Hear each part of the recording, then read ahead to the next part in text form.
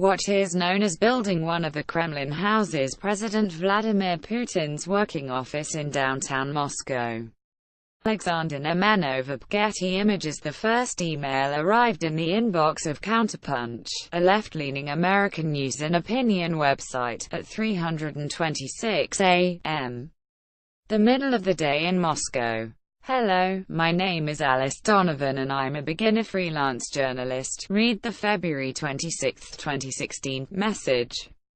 The FBI was tracking Donovan as part of a months-long counterintelligence operation codenamed Northern Night. Internal Bureau reports described her as a pseudonymous foot soldier in an army of Kremlin trolls seeking to undermine America's democratic institutions. Her first articles as a freelancer for Counterpunch and at least 10 other online publications weren't especially political. As the 2016 presidential election heated up, Donovan's message shifted. Increasingly, she seemed to be doing the Kremlin's bidding by stoking discontent toward Democratic frontrunner Hillary Clinton and touting WikiLeaks, which U.S. officials say was a tool of Russia's broad influence operation to affect the presidential race. There's no denying the emails that Julian Assange has picked up from inside the Democratic Party are real, she wrote in August 2016 for a website called Weird Change. The emails have exposed Hillary Clinton in a major way, and almost no one is reporting on it. The events surrounding the FBI's Northern Night investigation follow a pattern that repeated for years as the Russian threat was building. U.S. intelligence and law enforcement agencies saw some warning signs of Russian meddling in Europe and later in the United States, but never fully grasped the breadth of the Kremlin's ambitions. Top U.S. policymakers didn't appreciate the dangers, then scrambled to draw up options to fight back.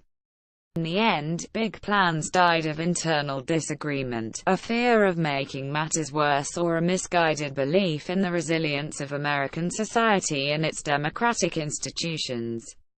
One previously unreported order, a sweeping presidential finding to combat global cyber threats, prompted U.S. spy agencies to plan a half-dozen specific operations to counter the Russian threat. 1 year after those instructions were given, the Trump White House remains divided over whether to act, intelligence officials said. This account of the United States' piecemeal response to the Russian disinformation threat is based on interviews with dozens of current and former senior U.S. officials at the White House, the Pentagon, the State Department, and U.S. and European intelligence services, as well as NATO representatives and top European diplomats. The miscalculations and bureaucratic inertia that left the United States vulnerable to Russia's interference in the 2016 presidential election trace back to decisions made at the end of the Cold War, when senior policymakers assumed Moscow would be a partner and largely pulled the United States out of information warfare. When relations soured, officials dismissed Russia as a third-rate regional power that would limit its meddling to the fledgling democracies on its periphery. Senior U.S. officials didn't think Russia would dare shift its focus to the United States. "I thought our ground was not as fertile," said Antony J. Blinken, President Barack Obama's Deputy Secretary of State. "We believe that the truth shall set you free, that the truth would prevail." That proved a bit naive. The sun sets at the White House on deck. 19 Jab in Botsford. The Washington Post. With the 2018 elections fast approaching, the debate over how to deal with Russia continues. Many in the Trump White House, including the president, play down the effects of Russian interference and complain that the U.S. intelligence report on the 2016 election has been weaponized by Democrats seeking to undermine Trump. "If it changed one electoral vote, you tell me," said a senior Trump administration official, who, like others, requested anonymity to speak frankly. "The Russians didn't tell you Hillary Clinton not to campaign in Wisconsin. Tell me how many votes the Russians changed in Macomb County in Michigan. The president is right. The Democrats are using the report to delegitimize the presidency. Other senior officials in the White House, the intelligence community and the Pentagon have little doubt that the Russians remain focused on meddling in U.S. politics. We should have every expectation that what we witnessed last year is not a one-shot deal, said Douglas E. Lute, the former U.S. ambassador to NATO. The Russians are onto something. They found a weakness, and they will be back in 2018 and 2020 with a more sophisticated and targeted approach. The United States and the Soviet Union engaged in an all-out information battle during the Cold War. But the Soviet Union collapsed in 1991, and the Bill Clinton administration and Congress in 1999 shuttered America's preeminent global information agency. They thought it was all over and that we'd won the propaganda war, said Joseph D. Duffy, the last director of the U.S. Information Agency, which was charged with influencing foreign populations. When President Vladimir Putin came to power, Russia began searching for ways to make up for its diminished military. Officials seized on influence campaigns and cyber warfare as equalizers. Both were cheap, easy to deploy and hard for an open and networked society such as the United States to defend against. Early warning signs of the growing Russian disinformation threat included the 2005 launch of RT, the Kremlin-funded TV network, and the 2007 cyber attacks that overwhelmed Estonia's banks, government ministries and newspapers. A year later, the Kremlin launched a digital blitz that temporarily shut down Georgia's broadcasters and defaced the website of its president. The Kremlin launched propaganda outfit RT in 2005, an early sign of its revamping the all-out information war. Yarparin's photo via Getty Images closer to home for Americans. Russian government trolls in 2012 went after a U.S. ambassador for the first time on social media, inundating his Twitter account with threats. But for U.S. officials, the real wake-up call came in early 2014 when the Russians annexed Crimea and backed separatists in eastern Ukraine. An intercepted Russian military intelligence report dated February 2014 documented how Moscow created fake personas to spread disinformation on social media to buttress its broader military campaign. The classified Russian intelligence report, obtained by The Washington Post, offered examples of the messages the fake personas spread. Brigades of Westerners are now on the way to rob and kill us, wrote one operative posing as a Russian-speaking Ukrainian. Morals have been replaced by thirst for blood and hatred toward anything Russian. Officials in the GRU, Russia's military intelligence branch, drafted the document as part of an effort to convince Kremlin higher-ups of the campaign's effectiveness. Officials boasted of creating a fake Facebook account they used to send death threats to 14 politicians in southeastern Ukraine. 5 days into the campaign, the GRU said, its fake accounts were garnering 200,000 views a day. The Ukraine operation offered the Americans their first glimpse of the power of Russia's post-Cold War playbook. In March 2014, Obama paid a visit to NATO headquarters, where he listened as unnerved allies warned him of the growing Russia threat. Aides wanted to give the president options to push back. President Barack Obama speaks in Brussels after meeting with NATO leaders in March 2014 about, among other things, the threat posed by Russia. Pablo Martinez Monsiváis sat in the White House Situation Room a few weeks later. They pitched him on creating several global channels, in Russian, Mandarin and other languages, that would compete with RT. The proposed American versions would mix entertainment with news programming and pro-Western propaganda. The president brushed aside the idea as politically impractical. In the Situation Room that day was Richard Stengel, the Undersecretary for Public Diplomacy at the State Department, who, like Obama, disliked the idea. There were all these guys in government who had never created 1 minute of TV content talking about creating a whole network, said Stengel, the former top editor at Time magazine. I remember early on telling a friend of mine in TV that people don't like government content. And he said, no, they don't like bad content, and government content sucks. Rick Stengel, former Undersecretary for Public Diplomacy at the State Department.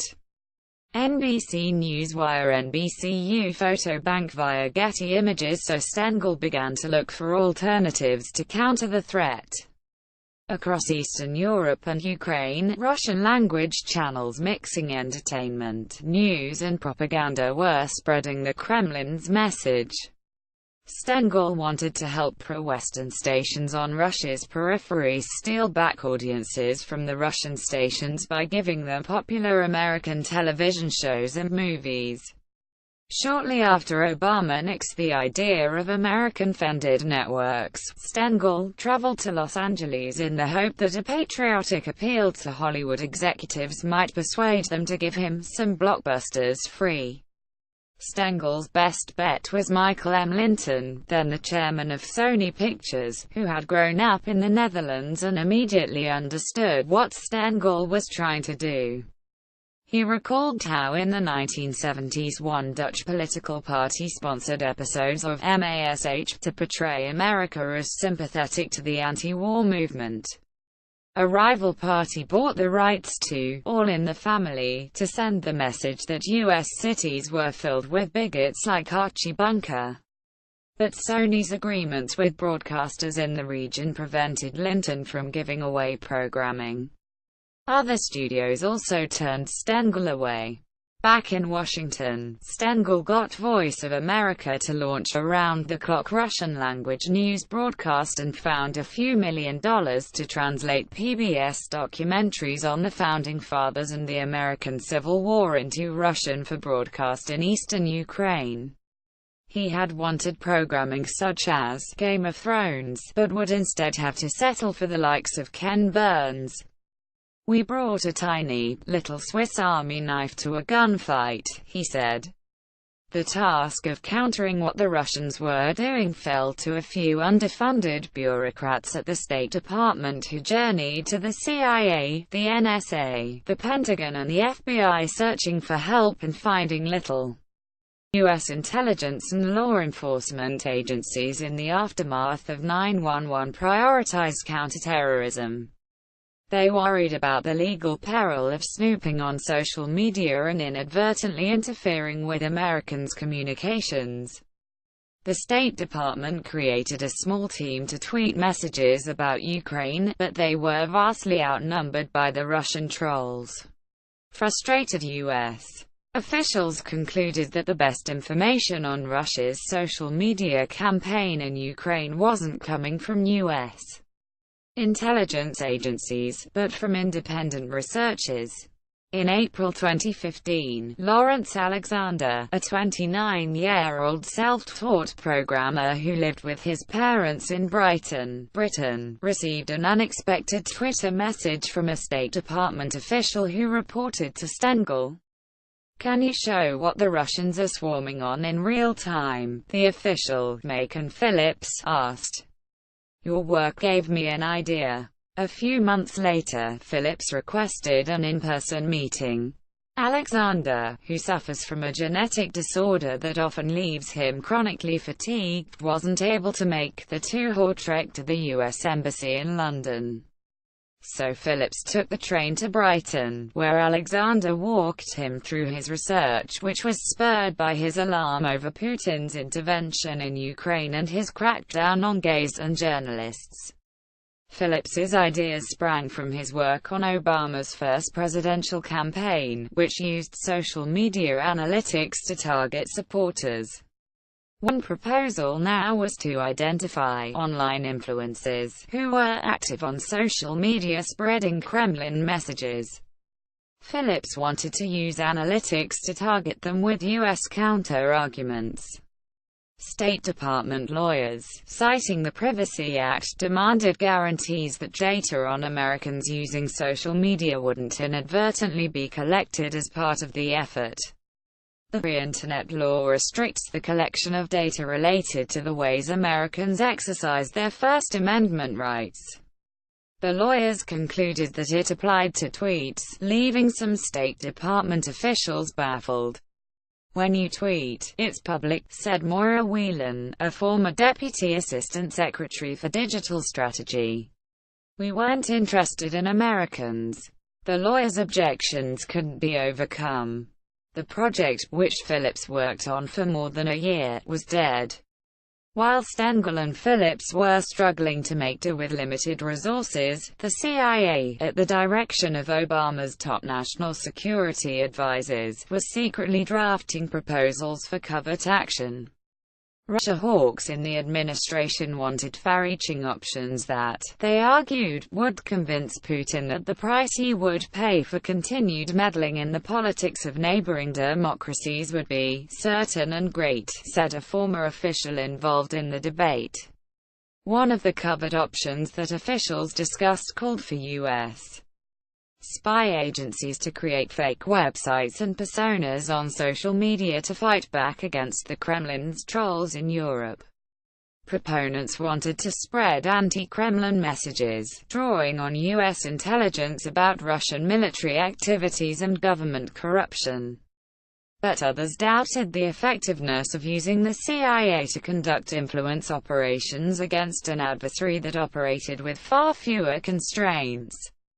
Or they objected to the idea of U.S. spies even doing counterpropaganda.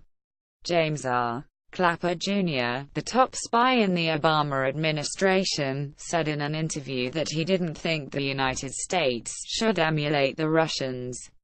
Another potential line of attack involved using cyber weapons to take down Russian-controlled websites and zap servers used to control fake Russian personas, measures some officials thought would have little long-term effect or would prompt Russian retaliation. The covert proposals, which were circulated in 2015 by David S. Cohen, then the CIA's deputy director, divided the administration and intelligence agencies and never reached the National Security Cabinet or the President for consideration. Cohen declined to comment. Putin and Obama shake hands at the United Nations in September 2015. Andrew Harney-Cup after top White House officials received intelligence in the summer of 2016 about Putin's efforts to help Trump. The deadlocked debate over covert options to counter the Kremlin was revived. Obama was loath to take any action that might prompt the Russians to disrupt voting. So he warned Putin to back off and then watched to see what the Russians would do.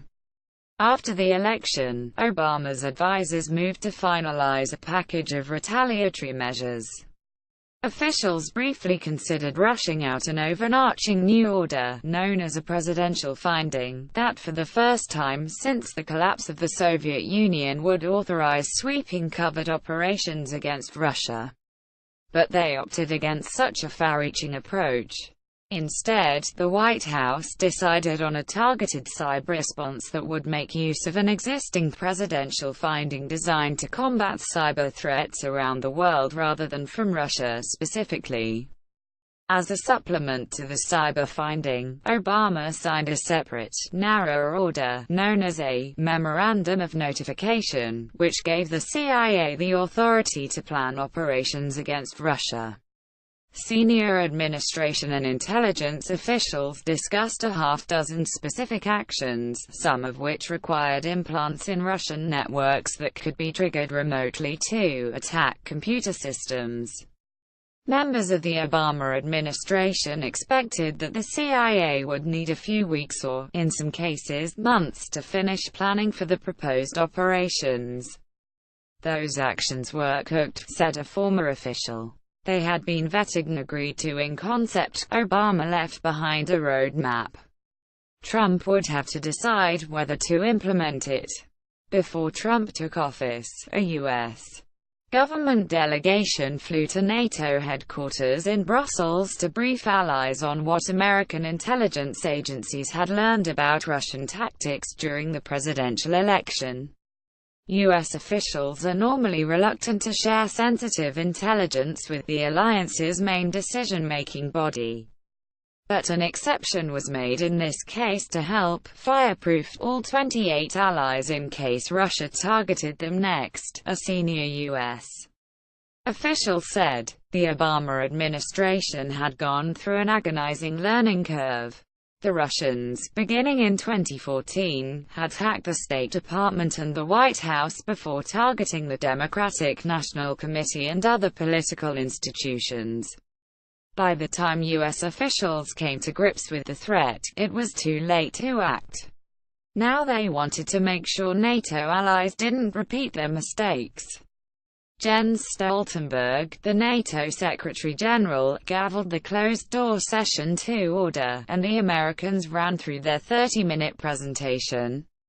The Europeans had for years been journeying to Washington to warn senior U.S. officials about Russian meddling in their elections.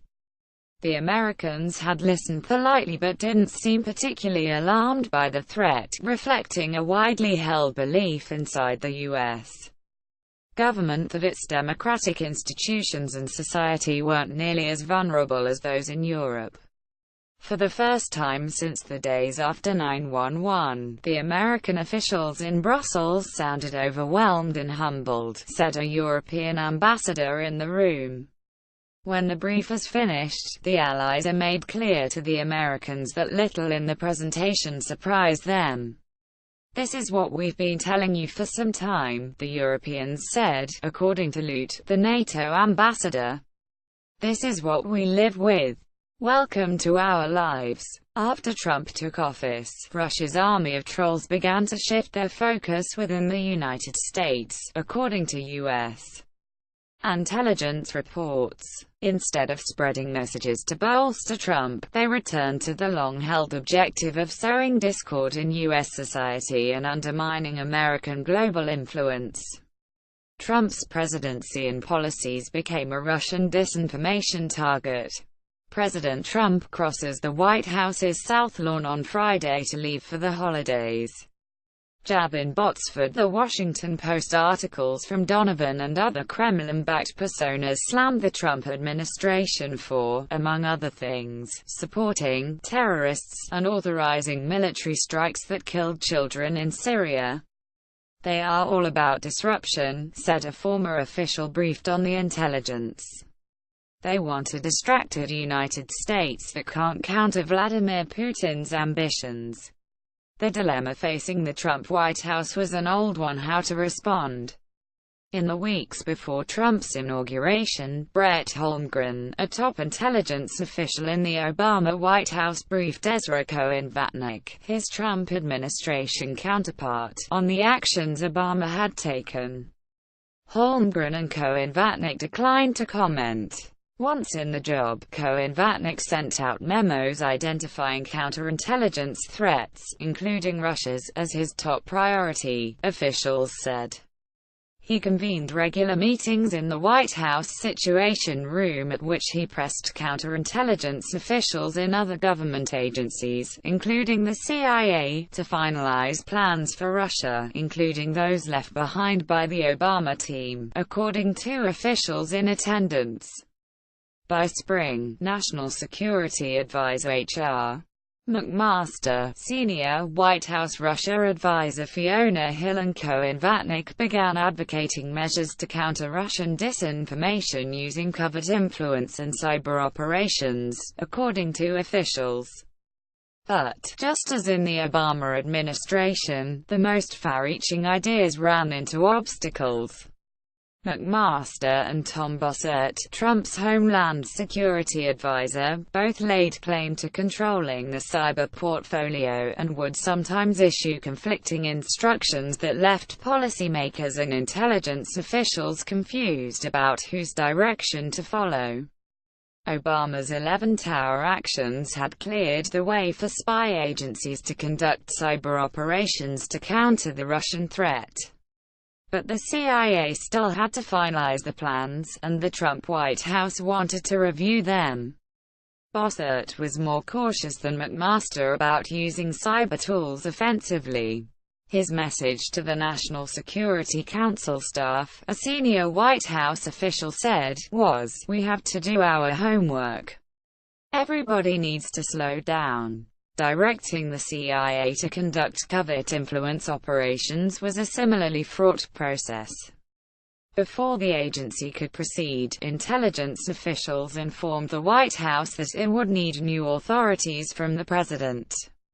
To Trump officials, the CIA appeared to be more interested in other priorities, such as proposals to target WikiLeaks. The National Security Council and the CIA declined to comment on the covered options. The policy debates were further complicated by the difficulty of even raising Russian meddling with a president who viewed the subject as an attack on his legitimacy. In an effort to bring Trump around, officials presented him with evidence of Putin's duplicity and continued interference in U.S. politics. But the president's recent public statements suggest that he continues to believe that he is making progress in building a good relationship with the Russian leader. This month, Trump noted that Putin, in his end-of-year news conference, had praised Trump's stewardship of the U.S. economy. He said very nice things. Trump told reporters. Putin and Trump meet at the G20 Hamburg summit July 7. Evan Vucic. Putin later called Trump to praise the CIA for providing Russia with intelligence about a suspected terrorist plot in St. Petersburg. "That's a great thing," Trump said after the second call with the Russian leader, "and the way it's supposed to work." Even White House officials who take the Russia threat seriously fret that aggressive covert action will just provoke Putin to increase his assault on a vulnerable United States. "One of the things I've learned over many years of looking at Russia and Putin is that he's missed a preemption. If he thinks that somebody else is capable of doing something to him, he gets out ahead of it," said a senior administration official. "We have to be extraordinarily careful.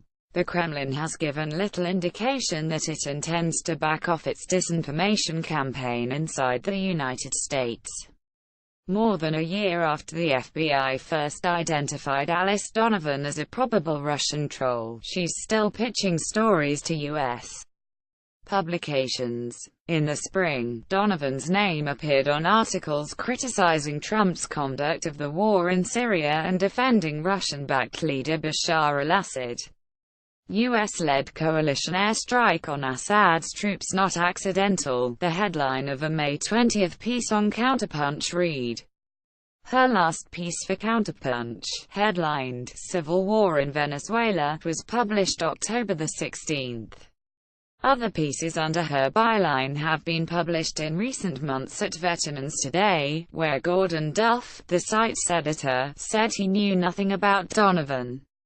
"I don't edit what people do," Duff said. "If it's original, I'll publish it.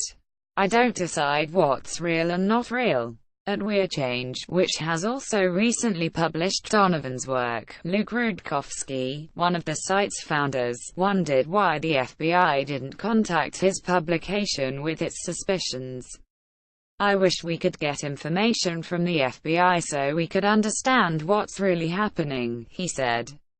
"I wish they had been more transparent." The FBI, in keeping with its standard practice in counterintelligence investigations, has kept a close hold on information about Donovan and other suspected Russian personas peddling messages inside the United States.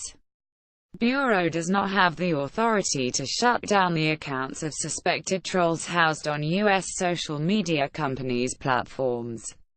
"We're not the thought police," said one former senior law enforcement official. "The Russians are taking advantage of seams between our policies, our laws and our bureaucracy," said Austin Branch, a former Defense Department official who specialized in information operations. The FBI said in a statement that it has employed cyber, criminal and counterintelligence tools to deal with a disinformation threat. The FBI takes seriously any attempts to influence U.S. systems and processes, the statement said. In late November, the Post informed Jeffrey Street, Claire, Counterpunch's editor, that the FBI suspects that Donovan is a Russian government persona. St. Clair said in an interview that Donovan's submissions didn't stand out among the 75 or so pitches he receives each day.